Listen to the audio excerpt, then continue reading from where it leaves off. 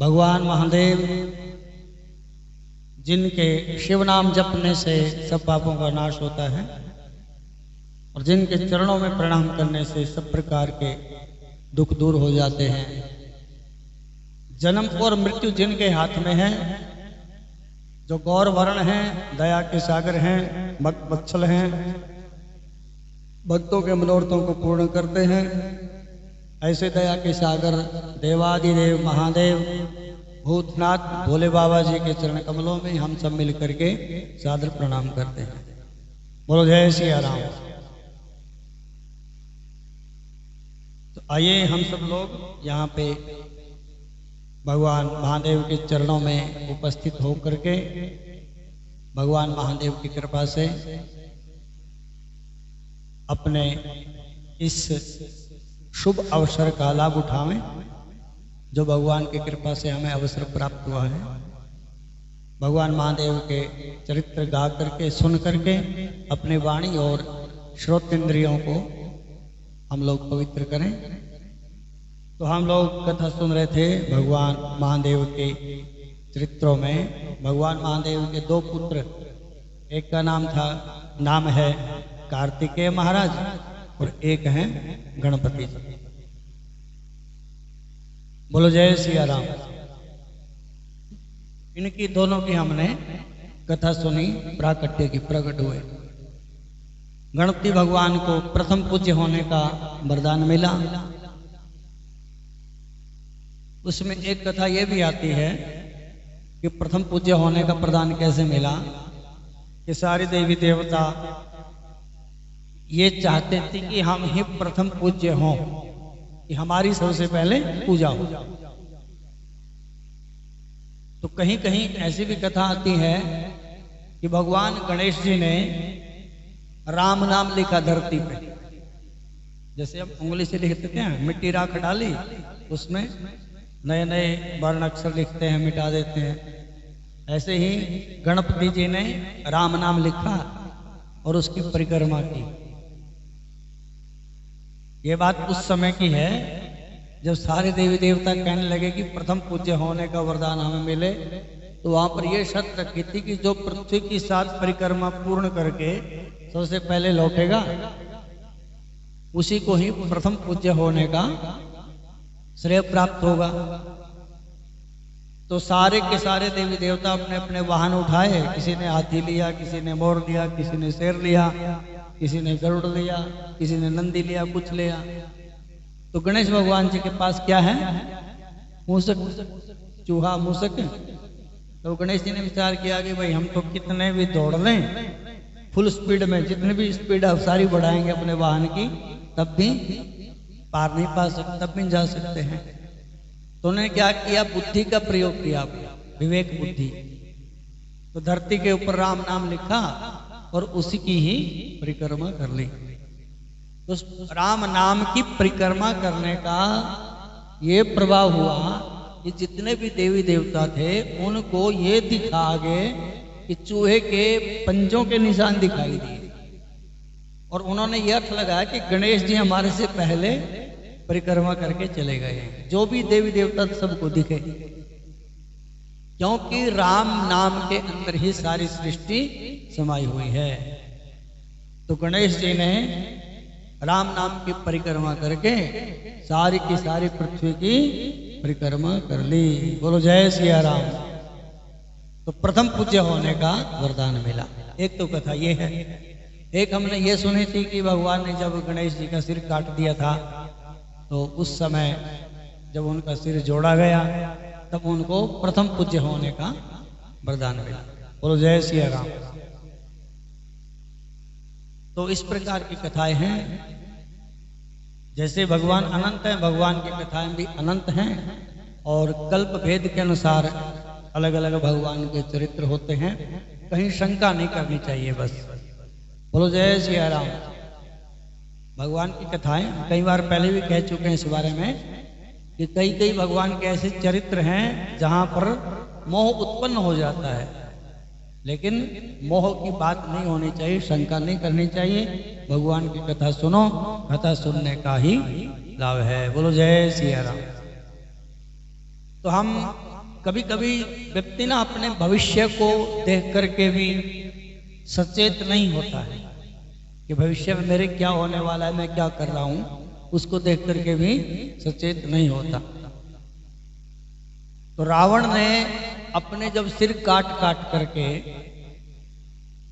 अग्निकुंड में डालने प्रारंभ किए भगवान महादेव को प्रसन्न करने के लिए, तो जब उसने बड़े स्तोत्र भगवान की पूजा और अर्चना और अनुष्ठान अनेक प्रकार के किए, तो आखिर में उसने अपने एक एक सिर काटता और हवन कुंड में डालता स्वाहा के साथ। और जब उसके 9 सिर कट गए, गिरे उसके अंदर अग्निकुंड में, तो अग्निकुंड में जब सिर गिरे हुए थे तो उनके सिर की जो ऊपर की चमड़ी थी वो जल गई और फिर हड्डियां दिखाई दी उसको, रावण को। एक सिर लगा हुआ है ना भाई, एक सिर से हड्डियां दिखाई दी। और जब हड्डियों पे उसने लेख लिखे हुए देखे विधाता के, वो कहते हैं ना कि लिखी को कोई मिटा नहीं सकता, वैसी पक्की स्टैंप होती है, जितना मर्जी कर लो वो नहीं मिटती है। तो जब रावण ने उन जलते हुए अपने मुंड, अपने सिर देखे, तो उस पे विधाता के लिखे हुए अंक देखे। रामचरितमानस में वर्णन आता है इसका, आप लोग पढ़ते होंगे रामचरितमानस, पढ़ते हैं, पाठ करते हैं। रामचरितमानस का पाठ किया करो, सबसे सरल है, सबसे बढ़िया है। रामचरितमानस में वर्णन आता है कि रावण ने अपने वो खोपड़ियां, अपने सिर जलते हुए देखे। ठीक है, जलते हुए देखे तो विधाता के उस पे अंक लिखे हुए देख लिए उसने। जरत विलोक्यूं, जब ही विलोक्यूं जरत कपाला। रावण ये बात अंगद से कह रहा है, सुन लो ध्यान से। अंगद से कह रहा, अंगद के साथ जब उसकी तू मैं हुई ना खूब, तो फिर वो कहता है कि ब्रह्मा की बुद्धि भी सठी आ गई है, उसने भी मेरे बारे में ठीक लेख नहीं लिखे हैं। मतलब ब्रह्मा जी को उसने चैलेंज कर दिया। तो रावण कहता है जरत विलोक्यूं जब ही कपाला, विधि के अंक लिखे निज भाला। विधि मतलब विधाता ने जो अंक लिखे हुए थे, मेरा भाग्य लिखा हुआ था, विधि के लिखे अंक निज भाला। और नरक के कर आपन बदबांची, हसेओ विधि गिरा जाने विधि गिरा असाची। रावण ने यह विचार किया कि विधाता ने मेरी जो खोपड़ी पे लिखे है, मेरे भाग्य में लिखा है, क्या लिखा है, नरके कर आपन बदमाची, कि हे रावण आपका वध मनुष्य के हाथों होगा। ऐसा उसने जब पांचा मतलब देखा, पढ़ लिया उसको, तो उसको विधि मतलब विधाता की बात असत्य लगी। तो असत्य क्यों लगी? तो रावण कहता है अंगद को कि विधाता यानी ब्रह्मा अब कूड़े हो गए हैं, उन्होंने ठीक से विचार करके नहीं लिखा, कि उनकी जो बुद्धि है वो सठिया गई है, उन्होंने मेरे बारे में ठीक नहीं लिखा, अर्थात ये जो लिखा है ये गलत है। बोलो जय श्री राम। तो जब आदमी बूढ़ा हो जाता है तो उसकी स्मरण शक्ति कम हो जाती है। बोलो जय श्री राम। सुनना, चलना, खाना, हजम होना, देखना, ये सारी की सारी चीजें धीरे धीरे कम होने लग जाती है। तो भगवान के अनेक चरित्र, रावण तो भगवान का बड़ा भक्त था, जिसने भगवान महादेव की कृपा से पूरे पूरे कैलाश को ही अपने हाथों से उठा लिया, ऐसा बलवान रावण। लेकिन जब विनाश काल आता है व्यक्ति का, तो फिर उसकी बुद्धि भी विपरीत चलने लग जाती है। बोलो जय सिया राम। राम के साथ बैर ठान लिया। अब उसको यह नहीं पता कि जिसके नाम में ही इतनी करामात है, इतना चमत्कार है जिसके नाम में, तो जो नामी है, जिसका नाम है यानी राम, वो कितना बलशाली होगा, कितना चमत्कार होगा उसमें। तो रावण ने ये समझा नहीं, और आखिर में राम के हाथों ही उसका वध हुआ। हो गया जी, वध हो गया। बोलो जय सिया राम। रावण का वध हो गया। तो राम के नाम में इतना चमत्कार है कि गणपति भी भगवान राम की परिक्रमा करके प्रथम पूज्य हो गए। बोलो जय सिया राम।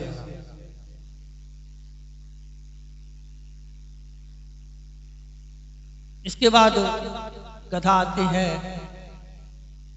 कि भगवान महादेव और पार्वती, जो कल भी हम जिक्र कर रहे थे परसों, कि प्रत्येक माता पिता की इच्छा होती है कि जो हमारे बेटा बेटी हैं उनके समय पे शादी हो जाए। तो अब विचार करने लगे कि भाई दोनों इनमें से इनका विवाह कर देना चाहिए। पहले करेंगे कार्तिकेय का क्योंकि बड़े हैं, और उसके बाद गणेश भगवान जी का करते, गणेश जी का हो जाएगा। तो दोनों को बैठा लिया सामने और समझाने लगे कि बेटा गृहस्थ के बिना व्यक्ति अधूरा होता है। जो गृहस्थ आश्रम है अपना, वो एक विवाह के बिना, जो एक बहुत बढ़िया सामाजिक बंधन है हमारा, ऋषि मुनि भी इस बंधन में बंधे, भगवान भी इस बंधन में बंधे, तो गृहस्थ के बिना व्यक्ति का कोई मूल्य नहीं है। तो अनेक प्रकार की घर गृहस्थ सी बातें समझाई भगवान ने और कहा कि अब हम आपका विवाह करना चाहते हैं। तो कार्तिकेय के विवाह की बात करने लगे भगवान। तो इतने में गणेश जी कहने लगे कि मेरा पहले करो। अब देखने में दोनों बराबर के लगते थे। कैसे? अब गणेश जी थोड़े मोटे हैं, लंबोदर। भगवान के नामों में आता है लंबोदरश्च विक्टो विघ्ननाशो विनायक। तो कार्तिकेय थोड़े पतले थे, देखने में बराबर के लगते थे दोनों। अब विधि के अनुसार ये होते कि जो बड़ा हो उसका विवाह पहले करें, पर गणेश जी ने कहा कि नहीं, मेरा पहले विवाह करो। अब गणेश जी जिद पर अड़ गए। आपने सुना होगा एक बालहट और एक राजहट और एक त्रियाहट। त्रिया समझ गए? त्रिया किसको बोलते हैं? महिला को। हाँ, महिला। और महिला भी जो शादीशुदा हो उसको बोला गया त्रिया। कुंवारी को नहीं बोलते हैं। जो कुंवारी बेटी होती है उसको तो मना लेते हैं, उसके तो हाथ पैर जोड़ के मना लें, लेकिन जो विवाहिता होती है त्रिया पत्नी, उसको मनाना बहुत कठिन होता है। तो हठ जब कर दे तो फिर हठ हो गई फिर। और जैसे घोड़ा नहीं होता है, घोड़ा आगे नहीं बढ़ता, चाहे उसके दो टुकड़े हो जाएं आगे नहीं चलेगा। हठ करते उसने अड़ गया बस। देखा है कभी ऐसा? अब तो घोड़े वाड़े, घोड़े तांगे, घोड़े सब खत्म हो गए। घोड़ा जब चलता है अगर वो कहीं अड़ गया तो आगे नहीं पैर रखेगा फिर। तो ऐसे ही बालहट होती है, त्रियाहट होती है और राजहट होती है। तो यहाँ पर गणेश जी की बालहट माना गया। उसमें बीरबल के रूस में वो राजा अकबर और बीरबल के प्रसंग में आता है। तो बीरबल एक बार ना देर से आया, तो अकबर ने पूछा भी क्यों आया देर से आज? तो उसने कहा कि बच्चे बड़े परेशान करते हैं महाराज, आपको नहीं पता, बच्चे बहुत खराब होते हैं। उनकी बच्चे ने हठ ठान ली तो वो बहुत मुश्किल हो जाता है फिर उसके लिए, उसको संभालना। अब उसको बड़ा अचंभा लगा। अब जिसका बच्चों के साथ पाला नहीं पड़ा है उसको क्या पता। अब राजा तो अपना सवेरे नहाए धोए, अपना पगड़ी डाली और बैठ गए राज सिंहासन पर आकर के। वो तो माता जी देखती हैं बच्चों को। तो अब बीरबल ने कहा कि महाराज बड़ा संकट है बच्चों के साथ।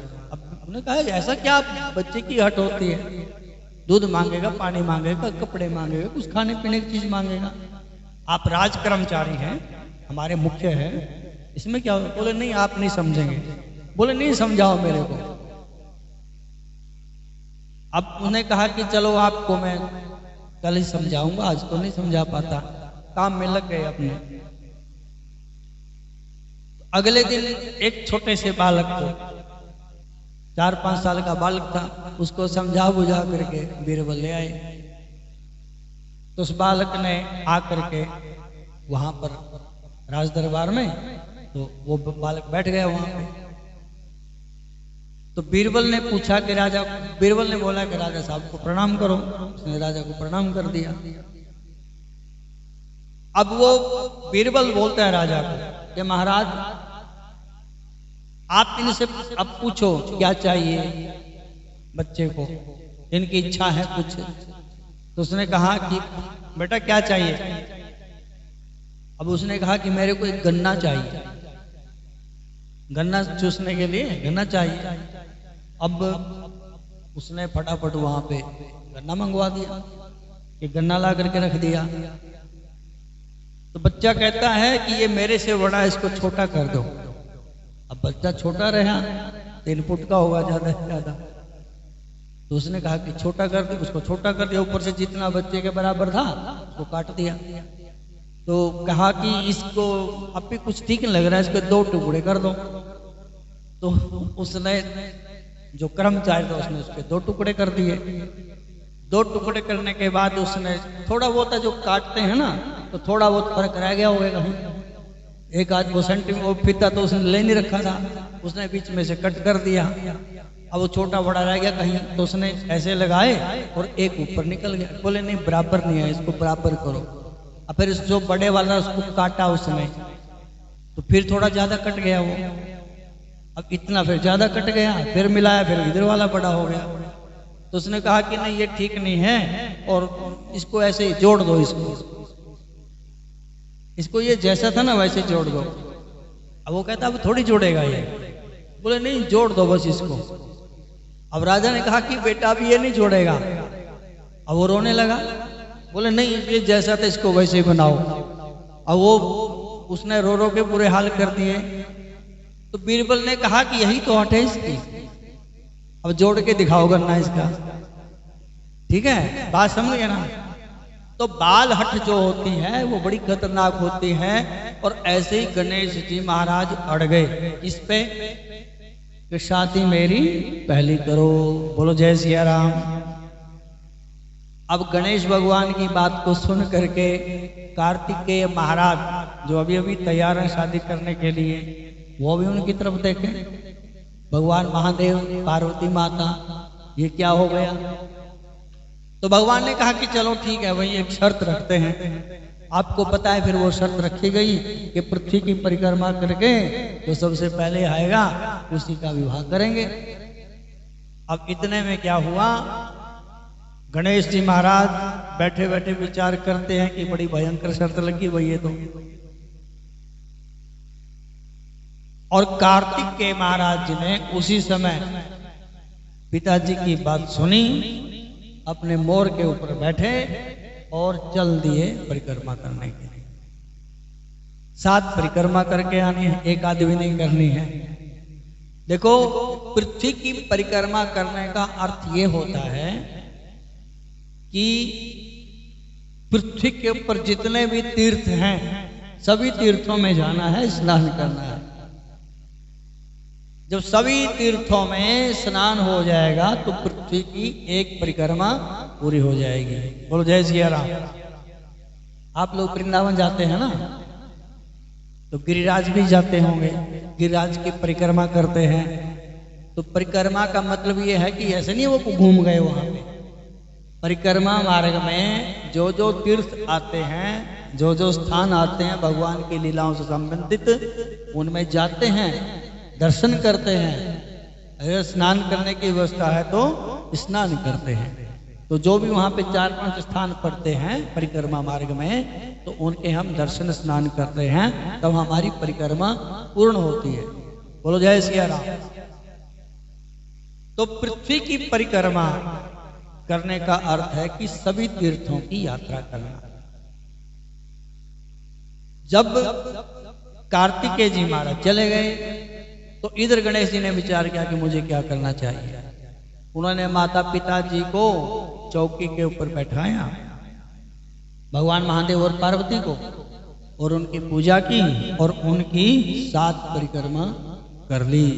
7 परिक्रमा करने के बाद कहा कि अब हमारी शादी कर दो। भगवान ने कहा कि शादी कैसे करें, परिक्रमा करो पहले। बोले पिताजी हो गई परिक्रमा।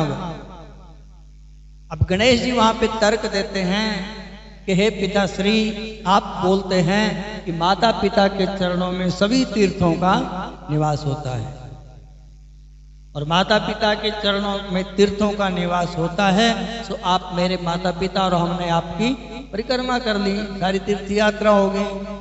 और तीर्थ यात्रा मतलब उस पृथ्वी की 7 परिक्रमाएं हो गई। तो क्या ये असत्य है? अब भगवान ने कहा कि बात तो सही है। तो उन्होंने गणेश एक ये कर ली है, बात पक्की होगी, वे गणेश जी का शादी करेंगे।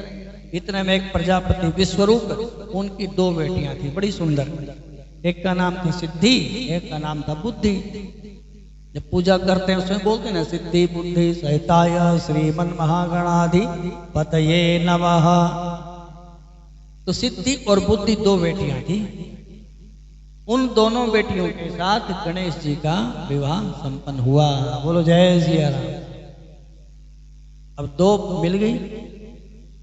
कितनी धर्मपत्नी मिली? 2 मिल गई। और समय आया, अब वो परिक्रमा में है, बड़े भाई साहब क्या कर रहे हैं? वो परिक्रमा लगा रहे हैं। इधर बच्चे भी हो गए, 2 बेटे हुए, एक सिद्धि से एक बुद्धि से। बुद्धि से हुआ लाभ, बुद्धि से जो पुत्र प्राप्त हुआ गणेश जी को, उनका नाम रखा लाभ। और जो सिद्धि से प्राप्त हुआ पुत्र, उसका नाम रखा क्षेम, जिसको हम शुभ बोलते हैं। जब स्वास्तिक चिन्ह नहीं बनाते हैं, स्वास्तिक चिन्ह में लिखा जाता है शुभ लाभ, दरवाजे की तरफ भी लिख देते हैं। तो क्षेम और लाभ, ये 2 पुत्र हो गए। अब भाई साहब परिक्रमा कर रहे हैं बड़े कार्तिकेय जी महाराज। इतने में ही बीच में नारद जी पहुंच गए। बोलो जय सिया राम। अब नारद जी आगे तो आपको पता ही है, नारद जी का तो बखेड़ा ही होता है। नारद जी का एक नाम है कलह प्रिया। बोलो कलह प्रिया। कलह प्रिया का समझ गए ना अर्थ? जिसको लड़ाई झगड़ा अच्छा लगता है, प्रिय लगता है, कलह अच्छा लगता है, उसका नाम है कलह प्रिया। तो कलह प्रिया जी पहुंच गए, बीच में ही परिक्रमा कर रहे थे कार्तिकेय के पास। कार्तिकेय के पास पहुंचे, कार्तिकेय ने देवर्षि नारद जी के चरणों में प्रणाम किया। देवर्षि प्रणाम। अब उन्हें कहा कि कहाँ घूम रहे हो? नारद जी ने कहा, तो बोले पिताजी ने बोला है ये तो शादी का चक्कर है सारा, शादी करवाएंगे जाके ठाट से।